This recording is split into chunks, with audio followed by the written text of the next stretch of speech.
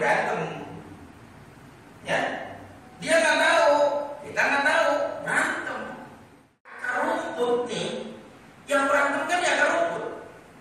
Ya, yang berantem kan mengkaji agama, yang dikaji oleh orang yang mengerti agama, itu udah. Tahu, ngobrol ini boleh, ini bisa, enak.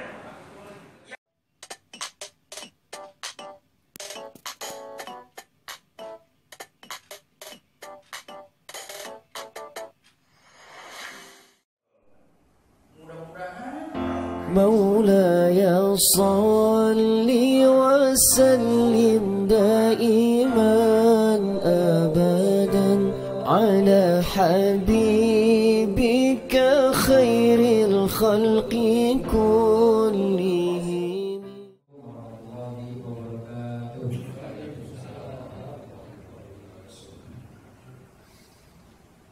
Assalamualaikum warahmatullahi wabarakatuh.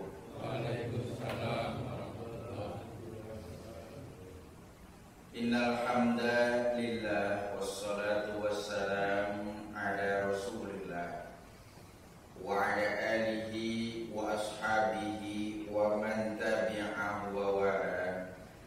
Wala haula wala quwwata illa billah. Amma ba'du, rabbis shrahli sadri wa yassirli amri wahlul 'uqdatam min lisani yafqahu qawli. Para bapak jamaah majelis taklim Qalbun Salim yang insyaallah kita dalam naungan rahmat dan ampunan dari Allah Subhanahu wa taala. Kesekian kalinya di malam hari ini kita mengungkap ucap puji dan rasa syukur kehadirat Allah Subhanahu wa taala disebabkan karena nikmat Allah melimpah kepada kita semua. Harapan adalah bahwa ketika kita mensyukuri nikmat Allah tersebut, Allah ridha dan menambah lagi nikmatnya kepada kita semua. Amin ya rabbal alamin. Saat yang sama ketika kita membaca sholawat beserta dengan salam kepada Nabi Muhammad sallallahu alaihi wasallam, kiranya sholawat yang kita baca tersebut terhantarkan secara sempurna kepada Nabi dan kemudian akan menjadi kendaraan bagi kita di akhirat nanti untuk bisa bertemu, berjumpa dan meraih syafaatnya. Amin ya rabbal alamin. Para bapak jamaah yang saya hormati, kita akan kembali lanjutkan kajian tafsir surat Al-Fatihah kita. Beberapa waktu yang lalu sampai saya menjelaskan tentang Ar-Rahman dan Ar-Rahim, dua sifat yang merupakan sifat Allah yang dominan dalam Al-Quran setelah sifat ataupun nama Allah sendiri. Nah, kita lanjutkan kembali setelah Ar-Rahmanir-Rahim, maka ayat pun berlanjut menjadi Maliki Yaumiddin. Ada yang menggelitik telinga saya ketika ungkapan Maliki Yaumiddin, karena tidak jarang ketika kita mendengar atau bermakmumlah ketika melaksanakan sholat. Imam ini ada yang membaca Maliki Yaumiddin yang panjang, ada yang baca Maliki Yaumiddin yang pendek. Ada yang Maliki Yaumiddin ada yang Maliki Yaumiddin ada. Perhatiin. Dan memang kenyataannya dalam Al-Quran kata Malik ini ada dua. Yang satu dibaca panjang, yang satu dibaca pendek. Kalau Bapak bertemu dengan surat Al-Fatihah atau baca surat Al-Fatihah, saya yakin 100% bahwa kata Malik dalam surat Al-Fatihah itu mimnya dibaca panjang, Maliki Yaumiddin. Kalau kita membaca surat An-Nas, maka kata Malik itu dibaca pendek, Malikin Nas. Tapi lagi-lagi ada yang baca Malikin Nas, ada.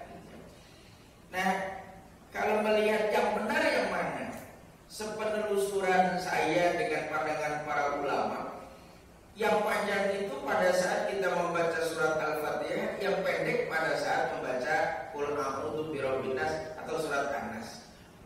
berulang saya sampaikan ini. Saya yakin di sini pun pernah saya sampaikan. Nah, bedanya di mana? Kalau mim itu dibaca panjang bunyinya Malik, artinya pemilik. Kalau mimnya dibaca pendek, artinya raja. Coba aja lihat terjemah surat An-Nas itu. Maliki yaumiddin. Ini surat Al-Fatihahnya. Maliki yaumiddin, pemilik hari pembalasan. Tapi kalau lihat terjemah surat An-Nas, Malikin nas, rajanya manusia. Kan beda. Ya, jelas sangat beda. Maksud dan tujuan Maliki yaumiddin dengan Malikin nas nggak sama kata para ahli Quran itu. Di mana letak perbedaan yang sangat mendasar atau prinsipil perbedaan kedua ini? Kalau Malik artinya pemilik. Pemilik kenyataannya lebih hebat daripada raja. Pemilik. Kalau raja memang dia berkuasa, tapi kekuasaannya tidak sepenuh seorang pemilik. Raja memang berkuasa, tapi kekuasaannya tidak lebih hebat dibandingkan seorang pemilik. Saya pemilik handphone. Ini handphone milik saya. Kalau handphone ini milik saya, kira-kira boleh nggak saya banting? Boleh. Tapi kan sayang. Soalnya ada mau ganti. Kalau saya banting, kalau nggak ada sih, nggak ada yang ganti Pak, nggak jadi. Gitu kan. Nah, karena ini milik saya, bebas. Saya mau pakai boleh, saya mau banting boleh, saya mau kasih ke orang boleh. Kenapa? Saya pemilik handphone ini. Berbeda dengan raja, dia menguasai rakyatnya, tapi belum tentu rakyatnya itu tunduk kepada si raja itu. Berapa banyak ada raja yang didemo, digugat, dijatuhkan bahkan. Bukankah cerita-cerita para jenderal dulu mengkudeta raja? Jadi tidak semua mutlak. Nah, kalau pemilik mutlak kepemilikannya. Zaman dulu ada kenyataan yang tidak bisa dilepas ataupun dihapus dari sejarah. Bukankah kita pernah mengalami zaman perbudakan? Seorang pemilik punya budak, maka si pemilik terhadap budaknya bebas 100%. Mau dia aniaya, punya dia, orang gak marah. Makanya ketika Bilal bin Rabah disiksa oleh majikannya, ditimpa pakai batu besar, orang sekitar ngeliat biarin aja. Kenapa? Orang tuanya kok yang melakukan itu, biarin aja. Itu tuh budak tuh, yang tidak punya kepemilikan sampai nyawanya sendiri dia gak punya. Jangan pikir bahwa yang namanya budak itu hanya hidup ataupun ada di Arab. Bukan. Kalau Bapak nonton film Gladiator, bukan kayak di zaman Romawi gitu. Sehingga ada arenanya, Gladiator ada arenanya. Nah, ketika di arena itu yang melakukan gladiator itu siapa? Kan para budak. Ya. Yang tertangkap, yang tertawan, dia bisa jadi panglima perang atau tentara. Nah, si pemilik budak melepaskan itu, dan ketika budaknya mati, tangan. Sampai kayak gitu, budaknya mati dipenggal, hancur badannya, pemiliknya tertangkap. Nggak ada yang merasa kasihan. Gitu. Bahkan kalau seandainya ada seorang algojo kemudian tidak tega untuk membunuhnya, orang begini bilang, bunuh. Bahkan sampai boleh jadi penontonnya atau penguasanya turun, bunuh aja udah. Kenapa? Budaknya ini. Jadi betapa yang namanya budak itu tidak memiliki sesuatu sampai hidupnya aja di tangan tuannya. Tuannya berkuasa mutlak. Kalau budak itu perempuan, si pemiliknya dapat menggauli budak perempuannya tanpa harus melakukan pernikahan lebih dulu. Harus. Kenapa? Saking berkuasa penuhnya. Kalau orang merdeka harus dinikahi, harus izin bapaknya, ada ijab kabulnya. Saya menikahi wanita merdeka. Tapi kalau saya punya budak perempuan, nggak perlu siapa bapaknya, dihadiahkan jadi budak. Maka kenyataan karena budak itulah seorang sayyid atau pemilik bisa melakukan hubungan suami istri dengan budak itu. Mutlak. Bukan zina, bukan. Kenapa tidak disebut zina? Pemilik kok. Nah, kalau itu bukankah kita sudah bisa mendapatkan kenyataan betapa yang namanya pemilik itu mutlak. Nah, sekarang kaitannya dengan surat Al-Fatihah ini, kapan kepemilikan Allah itu secara mutlak? Hari kiamat.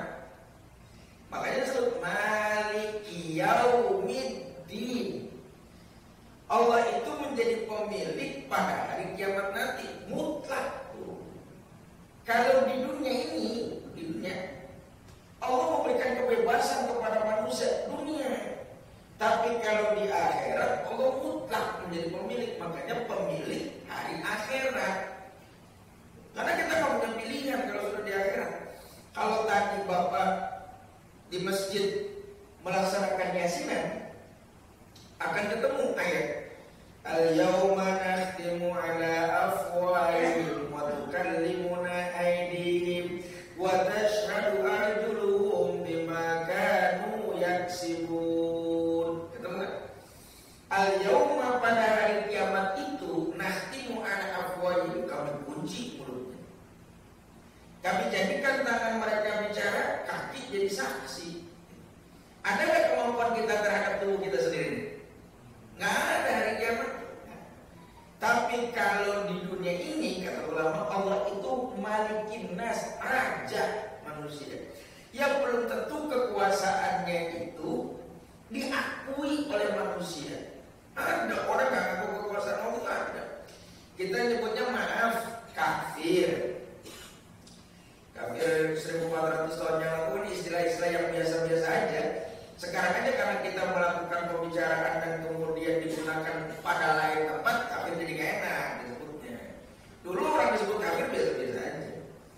Ya, sama aja dengan jomos. Pernah dengar kata jomos kan? Jomos kalau zaman Belanda hebat banget, kerja orang bule, disebutnya jomos. Tapi lama-lama berubah, jomos kok jelek banget. Akhirnya diganti pembantu. Pakai pembantu. Lama-lama pembantu jelek, ganti lagi asisten. Sekarang kan asisten, gitu kan? Entarnya asisten, entah 20-30 tahun yang akan datang mungkin jelek, berubah lagi dengan bahasa yang baru. Itu kan bahasa yang kata para ahli bahasa kayak makhluk hidup, pernah hidup nanti mati. Itu bahasa. Nah, kafir zaman dulu biasa-biasa aja. Orang yang disebut kafir nggak marah dengan kita. Kalau mereka tidak mengakui keesaan Allah, Allah biarin. Maka sampai dalam surat Al-Kahfi Allah bilang, "Faman syaa'a falyu'min wa man syaa'a falyakfur." Kalau ada di antara kalian wahai manusia mau beriman, silakan beriman. Kalau ada di antara kalian wahai manusia mau ingkar, mau kufur, mau kafir, boleh aja kafir. Itu serah. Gitu. Ya, jadi Allah memberikan kebebasan kepada manusia di dunia ini. Mau iman boleh, mau kafir silakan. Tapi kalau sudah di akhirat, maliki yaumiddin, nggak ada pilihan. Kalau di dunia ini silakan. Makanya Allah itu tidak merasa terhina kalau tidak disembah. Allah itu tidak terhina kalau ada orang yang musyrik. Enggak, biarin aja. Orang mau pakai sesajen segala macamnya, biarin aja. Allah tidak terhina karena sesajen itu. Kayaknya kalau Allah terhina dengan sesajen itu, Allah itu lemah banget gitu. Minta disembah, mau sesajen mau nggak terserah. Allah itu murka kalau manusia merusak tatanan kehidupan manusianya, baru tuh. Kalau soalnya tidak beriman, nggak dihukum di dunia ini.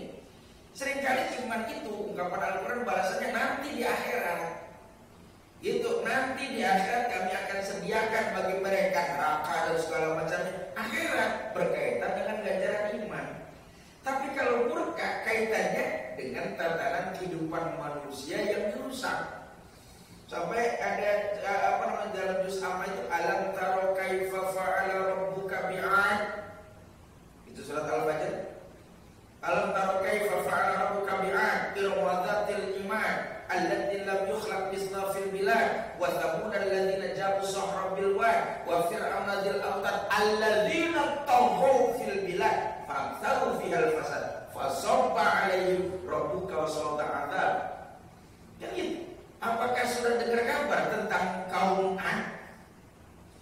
Ad putranya Iram, putranya Syam, putranya Nuh. Tahu nggak Ad ini? Ad ini kelompok yang hebatnya luar biasa. Dia bangun sebuah bangunan-bangunan pada masa tersebut yang belum ada pada masanya. Canggihnya luar biasa bangsa ini. Putra Iram bin Syam bin Nuh. Ini hebatnya luar biasa. Allati lam yukhlaq mithluha fil bilad, dia bikin bangunan yang belum pernah dibuat oleh manusia pada masanya. Kan hebat. Atau kamu tahu kan Samud? Samud itu gimana? Dia motong-motong batu di lembah, nggak pakai alat kepada ulama. Motong batu di lembah, nggak pakai alat, motongin aja pakai tangan. Kayak motongin tempe apa tahu. Batu, gitu terus kemudian ditata jadi bangunan. Hebat mereka itu, nggak pakai alat bikin bangunan, bukan hebat. Atau yang ketiga, kamu tahu nggak Firaun? Firaun itu bala tentaranya hebat pada masa itu, negara superpower. Bahkan dia menghukum manusia dengan cara diikat kemudian dibakar hidup-hidup. Saking berkuasanya, ini 3 kelompok kaum ini melakukan kerusakan di atas muka bumi. Alladzina taghaw fil biladi fa'aktsaru fiha al-fasad. Mereka ini sombong, melakukan pengerusakan, tatanan sosial dihancurkan oleh mereka ini. Nah, baru Allah murka. Tatanan kehidupan sosial manusia dirusak, baru Allah murka. Kaum Nabi Lut, Allah ciptakan manusia laki-laki senang kepada perempuan, dirubah laki-laki senang sama laki-laki, perempuan sama perempuan. Bukankah dia melakukan kerusakan tatanan kehidupan sosial? Allah murka. Jadi kalau tatanan kehidupan sosial rusak, ini Allah turun tangan. Kalau bapak-bapak Pak RW yang menghormatin saya bisa-bisa saja. Tapi kalau bapak-bapak ini datang ke rumah saya, ngacak-ngacak rumah saya, entar dulu. Kan gitu. Nggak ngargain saya nggak apa-apa. Tapi kalau rumah saya diacak-acak ini, misalnya ditaruh di dapur, kompornya ditaruh di ruang tamu, entar dulu. Saya bisa marah kalau gitu. Tidak menghargai saya di luar nggak apa-apa, tapi rumah saya jangan dicacak. Kenapa? Saya sudah nata soalnya kompornya ada di sini, lemarinya ada di sini. Kemudian begini, saya udah tata bagus. Tapi kalau diacak-acak oleh orang lain, saya marah. Begitu Allah ketika merusak tatanan kehidupan manusia, Allah marah. Kalau dia tidak beriman, entah aja di akhirat. Gitu, bukankah lakum dinukum itu sebuah ungkapan? Silakan Anda bebas berkeyakinan. Gitu, silakan Anda menyembah apa aja urusan di akhirat. Makanya kita tak usil sama orang muslim. Tapi kalau sudah tatanan kehidupan masyarakat dirubah, Allah murka. Nah ini yang bikin Allah murka ini. Gitu. Nah, Maliki Yaumiddin ini nanti di akhirat kamu tidak punya pilihan sama sekali. Kuasa Allah mutlak. Sampai-sampai dalam Al-Quran menyatakan limanil mulkul yaum. Hari ini kerajaannya udah siapa nih? Nggak ada yang tahu. Itu Al-Wahidul Qahhar, Allah yang satu-satunya maha kuasa pada saat ini. Nah, nanti hari kiamat. Bukan di dunia ini Allah nggak kuasa, enggak, kasih kebebasan karena manusia diciptakan dengan takdir. Anda bisa melakukan kebebasan di muka bumi ini. Tapi kalau aku mau, aku bisa meredam itu semua. Ya, nanti Maliki Yaumiddin. Allah pemilik hari pembalasan. Tapi kalau di dunia Malikin Nas, kata para ulama. Ya, jadi kuasa mutlaknya Allah nanti di hari kiamat. Kita dikasih, mau ngomong apa aja terserah, mau nyembah apa aja bisa aja. Orang dikasih kebebasan. Tapi akhirnya kita mencari ridha Allah. Yang Allah suka apa? Beriman kepada Allah. Ini ridhonya, iya saya pilih itu. Walaupun izinnya saya bisa kafir, bisa. Nah ini izin nih. Yang tidak boleh disamakan antara izinnya yang kita berikan kepada manusia. Kalau bapak punya asisten di rumah, terus satu masa minta izin begini, Pak, saya hari Minggu depan minta izinnya mau pulang ke kampung sebab adik saya hajatan melatih anaknya. Dan lama saya nggak pulang Pak, sekalian menengok keluarga. Maka akhirnya mau bilang, ya udah, berapa lama?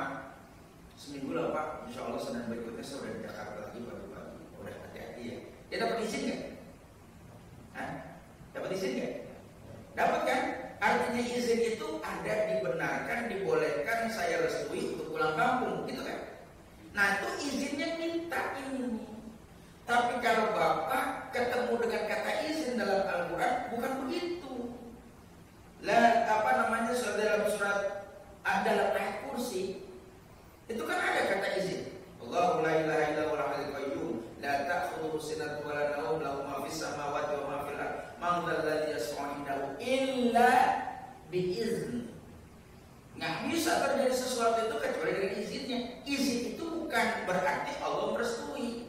Izin itu gini, Anda bisa melakukannya, Anda bisa tidak melakukannya. Itu izin bagi manusia ini. Izin manusia dari Allah itu kita bisa kafir, kita bisa iman. Namanya izin buat kita ini.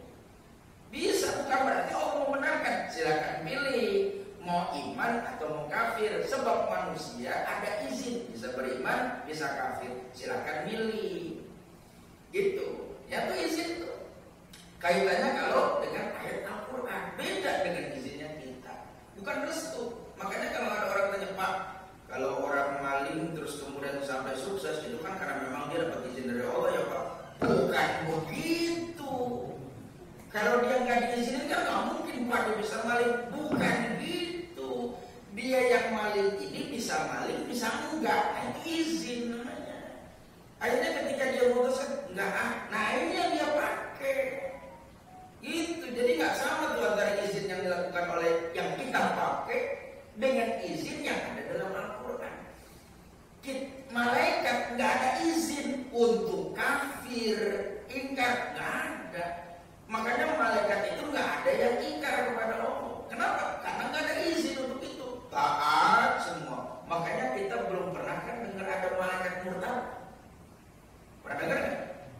Nggak pernah dengar. Kenapa nggak pernah dengar? Nggak ada izin untuk murtad. Nggak bisa dia. Sedangkan manusia ini ada izin, bisa beriman, bisa kafir. Ada yang kemarin dia kafir, sekarang dia beriman. Ada yang sekarang hari ini dia beriman, besok dia kafir. Nah itu izin kewenangan. Ya, nah sama. Yang Malik Yaumiddin kita kembali, Allah itu menjadi pemilik pada hari kiamat nanti. Nggak ada kemampuan manusia untuk beranjak. Jangankan dia bicara, melangkah jauh, bergerak sedikit saja, tidak akan pernah bisa dilakukan. Ya, hari ini betul-betul hari ini adalah ketetapan Allah mutlak kepada manusia. Makanya kalau Bapak baca kalimat Maliki Yaumiddin, dia Allah adalah pemilik pada hari kiamat. Kalau di dunia Allah memberikan kebebasan, tapi kalau di akhirat tidak ada pilihan. Bahkan kemampuan manusia ini kebiri seluruhnya untuk tunduk patuh taat kepada Allah.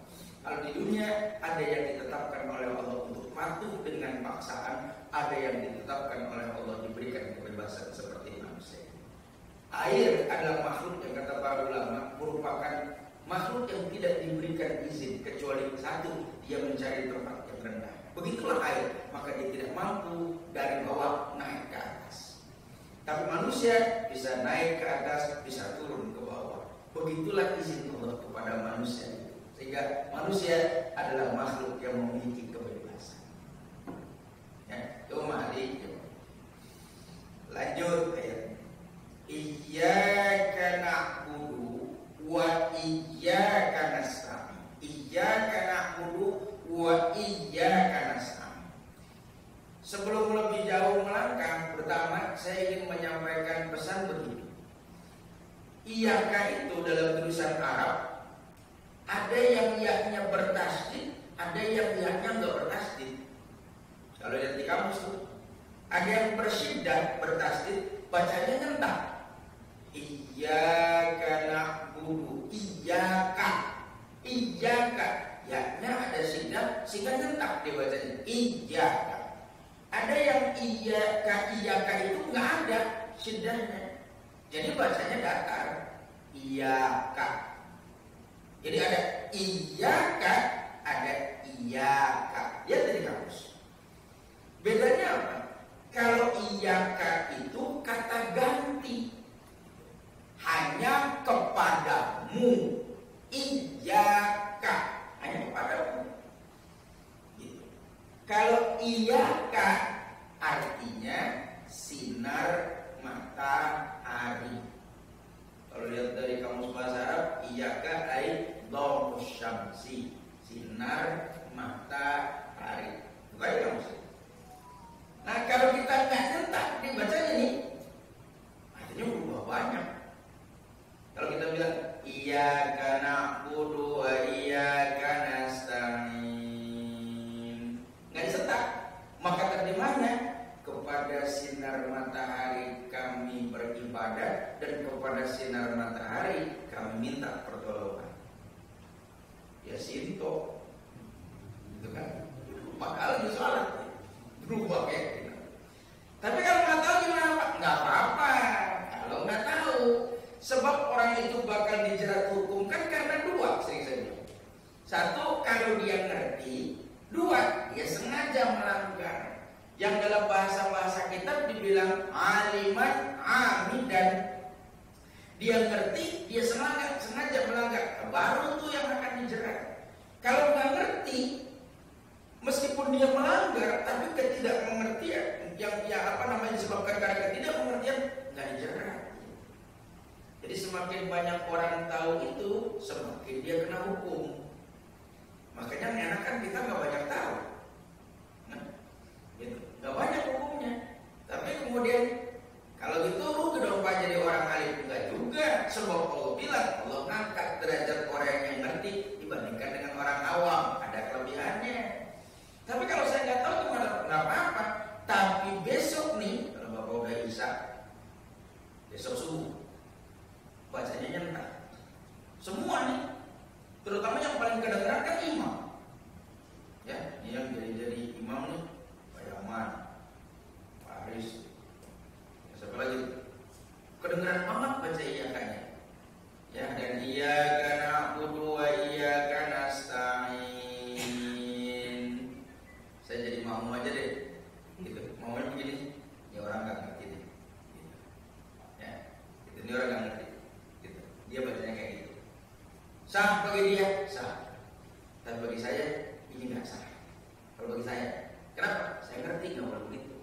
Maka kalau saya baca, Alhamdulillahi Rabbil Alamin, Ar-Rahmanir Rahim, Maliki Yaumiddin, Iyyaka na'budu wa iyyaka nasta'in, Iyyaka na'budu wa iyyaka nasta'in. Entah. Kenapa? Kalau nggak disentak nih, saya beribadah kepada sinar matahari, saya meminta pertolongan kepada sinar matahari kalau saya nggak nyentak. Jadi pertama, sentak. Ada syiddah. Iyyaka. Iyyaka hanya kepadamu. Itu kata ganti. Iyyahu hanya kepadanya. Iyyaya hanya kepadaku.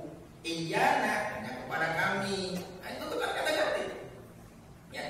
Iyyaka hanya kepadamu na'budu wa iyyaka nasta'inu. Hanya kepadamu lah kami minta pertolongan. Terjemahnya hanya kepadamu kami beribadah. Hanya kepadamu kami minta pertolongan. Kenapa pakai terjemahnya hanya? Karena iyyaka ini kalau dalam susunan kalimat biasa mestinya ada di belakang bukan ada di depan. Karena iyyaka ini jadi maf'ul atau jadi objek. Susunan kalimat yang biasa standar kan subjek, predikat, objek kan. Nah ini objeknya dikedepankan atau maf'ul muqaddam dalam bahasa nahwunya. Maf'ul bihnya muqaddam didahulukan. Mestinya bunyinya yang standar tuh gini, na'budu iyyaka, nasta'inu iyyaka, itu mestinya. Ya kan di belakang, na'budu kami menyembah, kami beribadah iyyaka kepadamu. Nasta'inu kami minta pertolongan iyyaka kepadamu. Maksudnya begitu. Tapi ini ditukar. Iyyaka na'budu wa iyyaka nasta'in. Kita enaknya dengar yang itu. Padahal yang standar bukan begitu. Iyyaka na'budu wa iyyaka nasta'in kan kadang kita udah biasa aja dengarnya. Padahal susunan standarnya na'budu iyyaka nasta'inu iyyaka. Iyyaka di belakang. Nah ini sekarang maf'ulnya dikedepankan, objeknya dikedepankan, mendahulukan maf'ul dibanding dengan fi'il dan fa'ilnya. Nah bukan tanpa alasan. Akhirnya para ulama ahli bahasa bahasa bilang kalau ada maf'ul bih dikedepankan, objek didahulukan dibandingkan dengan subjek dan predikatnya, maknanya lil ikhtisos, namanya pengkhususan. Makanya terjemahnya hanya kepadamu, itu hanya kepadamu, bukan kepadamu saja, hanya kepadamu kami beribadah, hanya kepadamu kami minta pertolongan, hanya gitu. Jadi kalau ibadah saya hanya kepada Allah, kalau saya minta pertolongan hanya kepada Allah. Tapi tolong dicatat, ungkapan kata hanya itu bukan berarti menafikan semuanya. Hanya kepadamu kami beribadah, benar penyembahan itu hanya kepada Allah. Tapi saya datang ke ulama nanya gimana cara nyembahnya, gitu. Ya tidak menafikan kepada orang lain. Saya nanya, kenapa? Kalimatnya na'budu kami. Jadi ibadah itu yang paling bagus mengikut sertakan kekamian, bukan keakuan. Ibadah yang paling bagus, ya. Ibadah yang paling bagus itu menyertakan kekamian, tidak keakuan. Maka kalimatnya dibuat na'budu, kami ibadah. Kalau bapak sholat sendirian enak nggak? Enak, nikmat. Tapi akan jauh lebih nikmat kalau bapak rame-rame dengan yang lain. Ya. Kalau mungkin nggak di masjid pak, saya di rumah, bukan gak enak kalau kita jadi imam di belakang ada makmum, anak, istri, menantu, cucu. Ibadah yang begitu.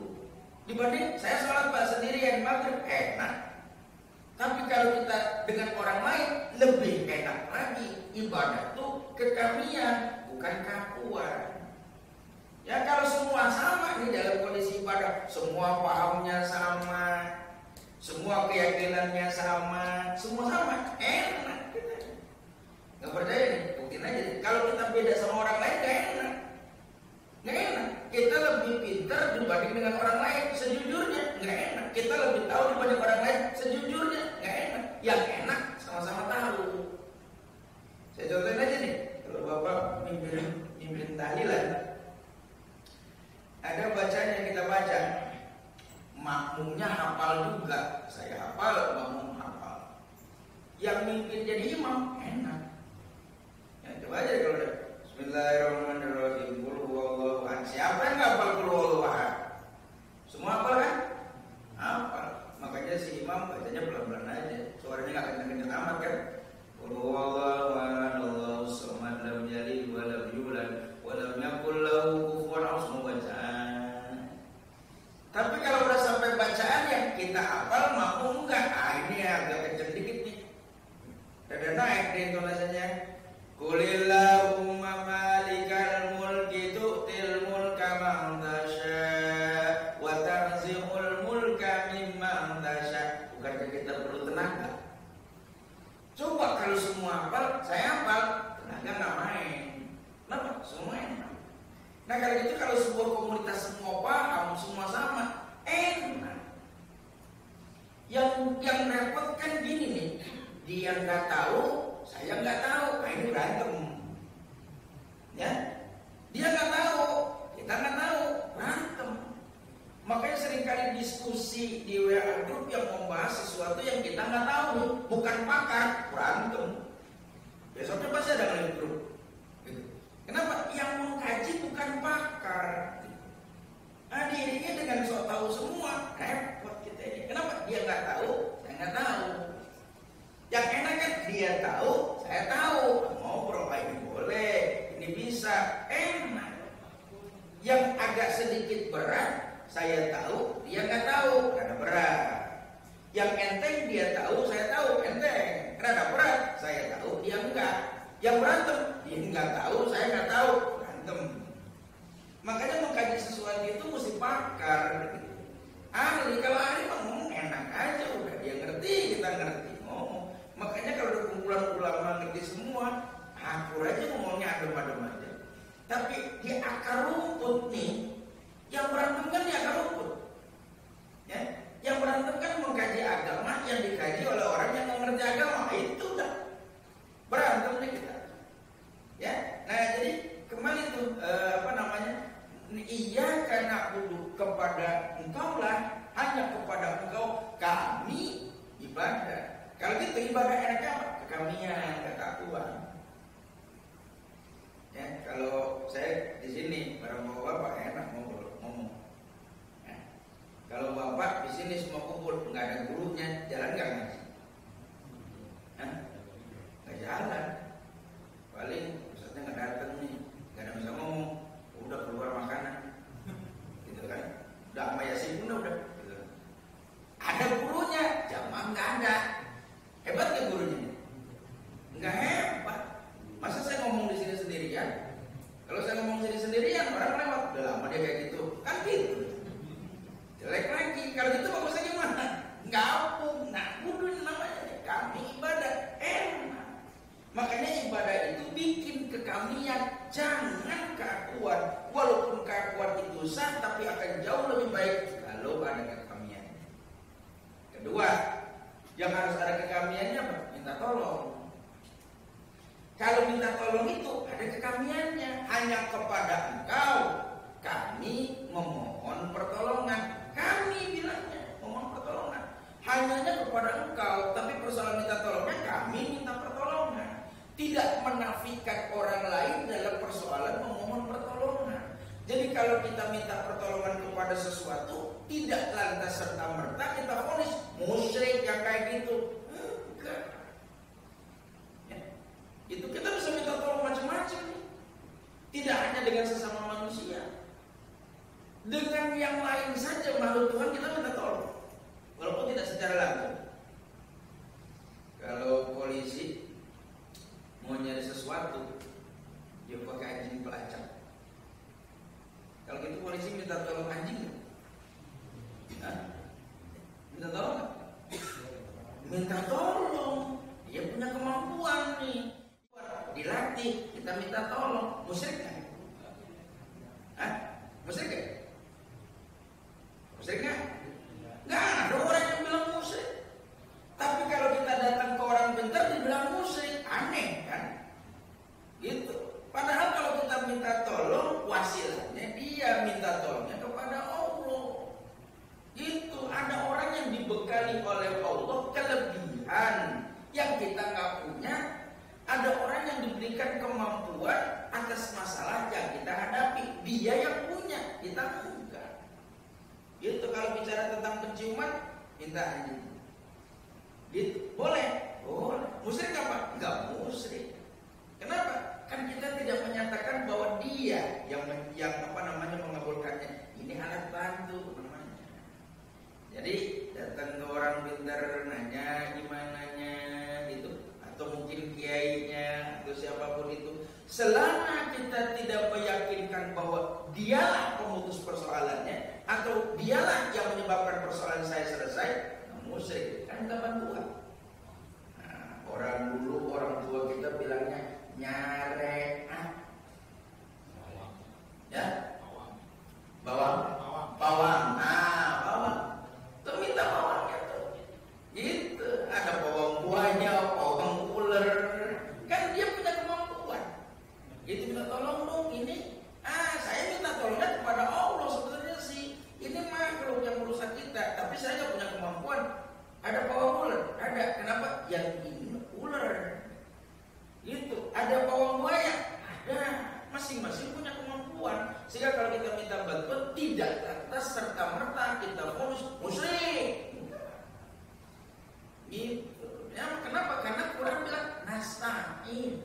Kami mohon pertolongan. Kalau mohon pertolongan, ikutkan orang lain. Jangan sendiri kita minta pertolongan. Pokoknya saya sih nggak mau Pak. Saya cuma minta tolong kepada Allah. Nggak mau minta yang lainnya. Ya kalau nggak ngertiin orang lain percuma. Allah bilang minta tolong ke aku, gunakan yang lain gitu. Pak RW bangun rumah, meskipun mungkin boleh jadi gelar kesarganya banyak sampai dokter, tapi kalau soal bangun rumah dia tanya arsitek. Kenapa? Bukan bagian saya soalnya ini mah. Minta tolong kan? Itu siapa? Pakarnya. Siapa? Arsitek dengan orang ahli bangunan. Datang. Nah itu namanya minta tolong. Nggak musyrik? Ya enggak. Namanya minta pertolongan kepada Allah itu mengikutkan yang lain, tidak dengan Banyak makhluk-makhluk Allah yang lain.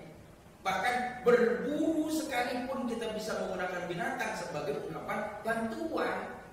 Saya pengen nangkap kelinci nih, tapi nggak punya kemampuan, atau karena larinya cepat kita susah nih, pakai burung.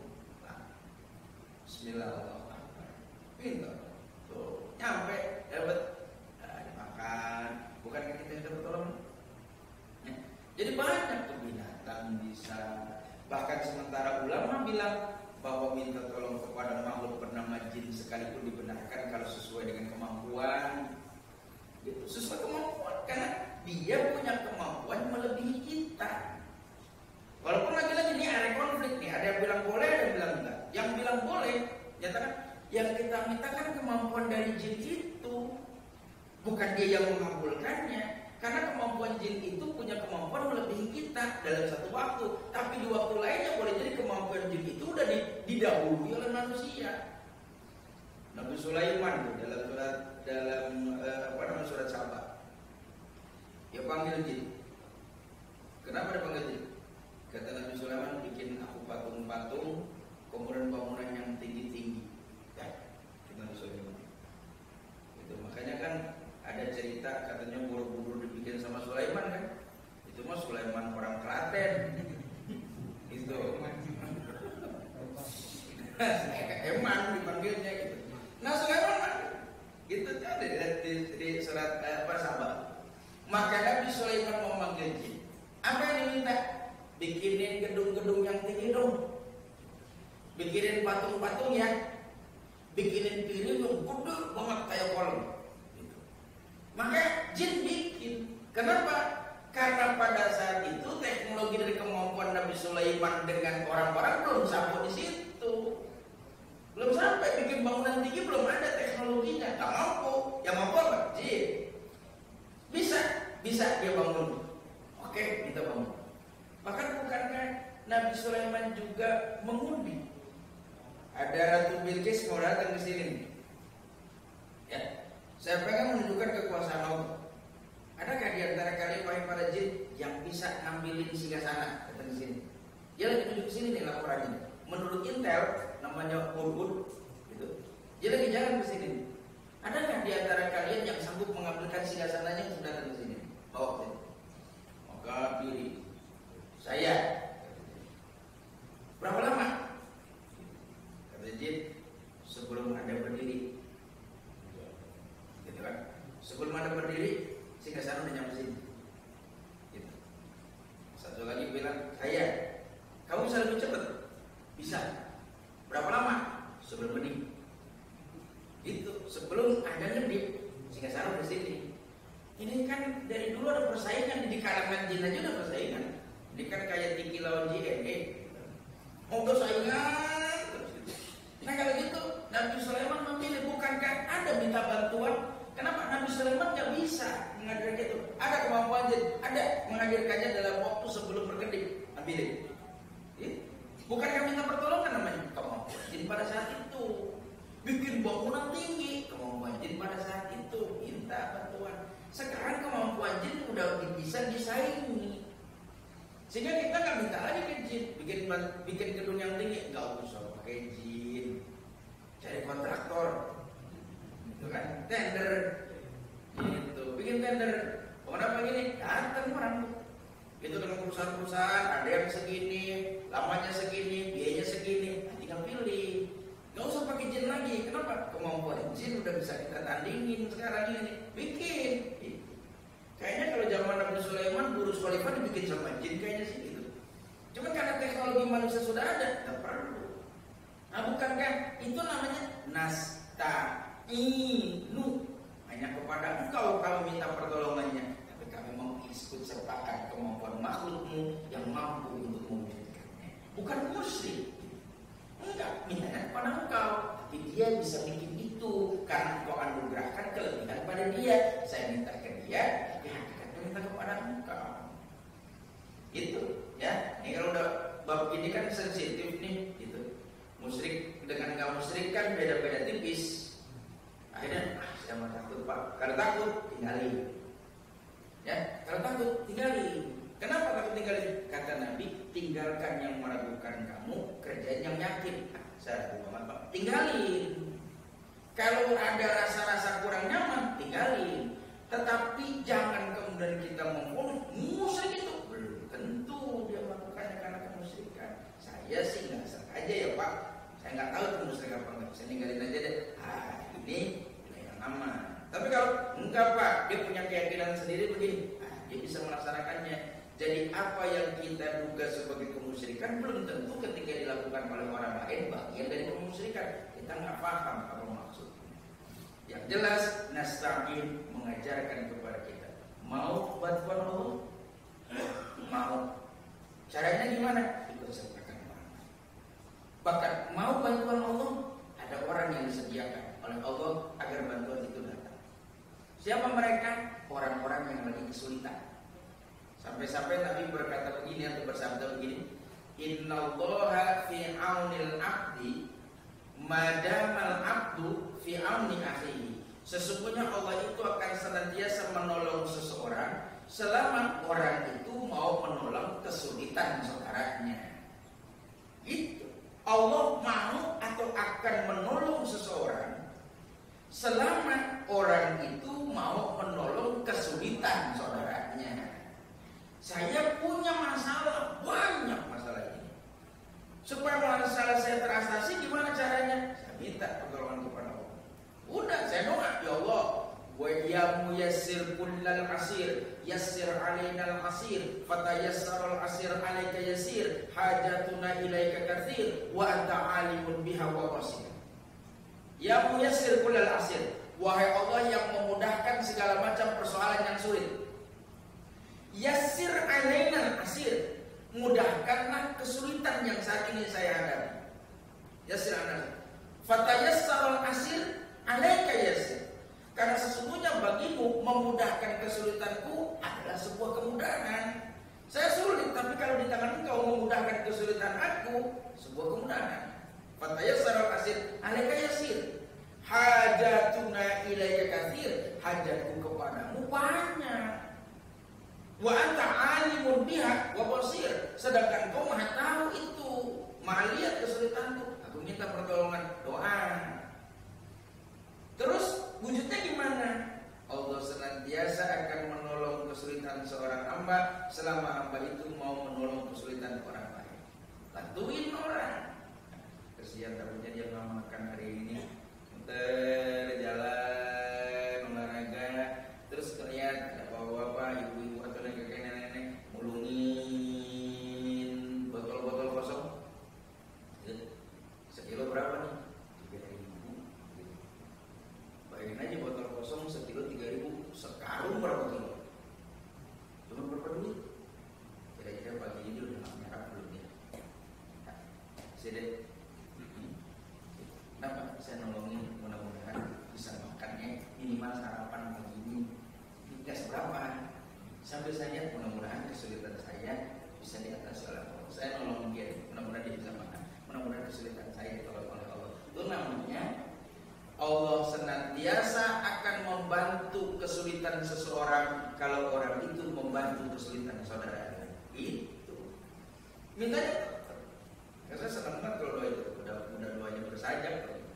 Ya muyassir kullal asir, yassir alaina al-asir, fatayassar al-asir alaika yasir, hajatuna ilaika katsir, wa anta alimun biha wa basir. Kalau jadi ini. Ada jamaah yang ngerti itu doa apaan? Cuma dia dengarnya enak aja. Ntar doanya ada sir-sirnya Pak. Yes. Itu ada jamaah yang request doa ada sir-sirnya Pak. Ya muyassir kullal asir, yassir alaina al-asir, fatayassar al-asir alaika yasir, hajatuna ilaika katsir wa anta alimun biha wa basir. Ya Allah yang Maha memudahkan segala macam kesulitan-kesulitan. Mudahkanlah kesulitan yang aku hadapi ini. Karena memudahkan kesulitanku ini bagimu adalah sebuah kemudahan. Hajatku begitu banyak kepada engkau, engkau Maha melihat dan engkau Maha mengetahui. Tapi selesai doa, bantuin orang yang susah. Nah itu namanya hanya kepada engkau kami minta pertolongan. Kalau itu minta pertolongannya caranya apa? Ya gitu, nyumbang nasi orang yang susah. Betapa keliling kita Tapi banyak orang yang susah. Terutama tadi itu yang mulung, yang kalau kita darahnya enak, bagi dia mikir lagi. Nah, dia susah. Mudah-mudahan minimal lah dia hari ini bisa sarapan. Kalau makan siang saya nggak tahu, minimal sarapan. Mudah-mudahan sih uang segini bisa sampai sore. Gitu. Mudah-mudahan. Saya punya hajat banyak banget, punya kebutuhan buat anak saya, buat istri saya. Mudah-mudahan Allah memudahkan segala macam persoalan kalau saya menghadapi itu sebagai sebuah kesulitan. Gitu. Jadi bagi kita mungkin remeh, kecil, tapi bukankah itu sebuah alat atau upaya kita untuk memohon pertolongan. Ya, jadi itu iyyaka na'budu wa iyyaka nasta'in. Dua ayat yang saya sampaikan, maliki yaumiddin, iyyaka na'budu wa iyyaka nasta'in. Sehingga ketika kita membaca maliki yaumiddin, terbayang betapa kekuasaan Allah mutlak pada hari kiamat. Allah memberikan kebebasan kepada manusia. Tapi meskipun kita semua dibebaskan oleh Allah dalam pilihannya, saya memilih apa yang Allah suka. Yang ini baik, saya akan lakukan kalau itu merupakan itu Allah. Nah, terus kemudian kalau sudah beribadah, yuk kita ibadah bareng-bareng. Ya, kita mengikut sertakan semuanya karena nikmat ibadah kalau bareng, kalau sendiri saya kayaknya. Kalau minta pertolongan Allah, sertakan orang lain dalam permohonan tersebut, entah bantu orang, entah minta bantuan kepada yang lainnya, baru Allah akan memberikan bantuan. Saat kita mintanya kepada Allah tanpa menolong orang lain, maka boleh jadi pertolongan itu tidak datang karena kita tidak nasta'in, tidak kekamian, tapi keakuan. Ketika keakuan itu boleh jadi kesombongan yang muncul dari diri kita. Ya, ini yang bisa saya sajikan di kesempatan malam hari ini, dua ayat dari surat Al-Fatihah. Seperti biasanya